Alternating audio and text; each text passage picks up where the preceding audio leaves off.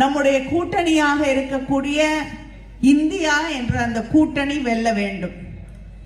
கேட்கலாம், அவங்க இந்த அளவுக்கு ஒரு பெரும்பான்மையோடு நம்பிக்கையோடு இருக்கிறார்கள், வட மாநிலங்களிலே நிச்சயமாக வெற்றி பெற்று விடுவார்கள் என்ற அந்த கோஷம் வலுத்து கொண்டே இருக்கிறதே, எப்படி ஒரு மாற்று அரசியல் மாற்று ஆட்சி உருவாக்க முடியும் என்று எத்தனை பேர் எதிர்பார்த்தோம். கர்நாடகாவிலே பிஜேபி தூக்கி எறியப்படும் என்ற அந்த நிலை வரும் என்பதை எத்தனை பேர் எதிர்பார்ப்போம். ஆச்சரியம். தெலுங்கானாலே காங்கிரஸ் வெற்றி பெற்றது, அதே போல ஆப் பஞ்சாபிலே வெற்றி பெற்றது, மேற்கு ஹிமாச்சல பிரதேசத்திலே பிஜேபி ஆட்சியை இழந்தது. கனவில் கூட அவர்களால் மேற்கு வங்கத்திலே அம்மையார் நம்முடைய எல்லோரும் அன்பாக அழைக்கக்கூடிய தீதி என்று அழைக்கக்கூடிய மம்தா பானர்ஜி அவர்களை அசைத்து கூட பார்க்க முடியவில்லை. கேரளாவிலே அவர்கள் இருக்கிறார்களா இல்லையா என்று தெரியாத ஒரு நிலையிலே இருக்கிறார்கள். தமிழ்நாட்டில் அவங்கள பத்தி நம்ம பேசவே வேண்டிய அவசியம் இல்லை என்ற நிலையிலே இருக்கிறார்கள். இப்படிப்பட்ட ஒரு நிலையிலே நாம் தன்னம்பிக்கையோடு இருக்க வேண்டும். நிச்சயமாக இந்த நாடு வெற்றி பெறும், ஆட்சி அங்கே மாற்றப்படும் என்ற அந்த உறுதியோடு இந்த தேர்தலிலே நாம் பணியாற்ற வேண்டும்.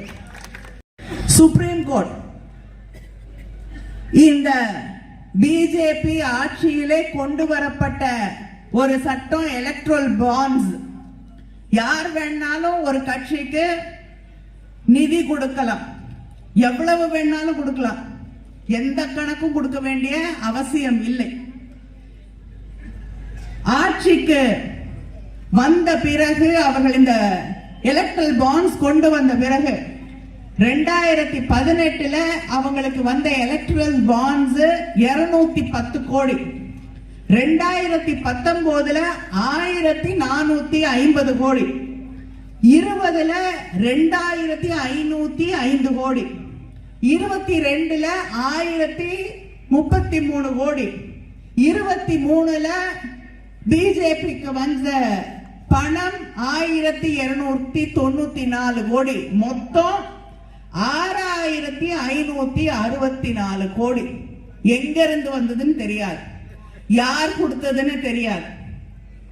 ஆனா இந்த நாட்டிலேயே மிக பணக்கார கட்சி ஒண்ணு இருக்குன்னா அது அவங்கதான்.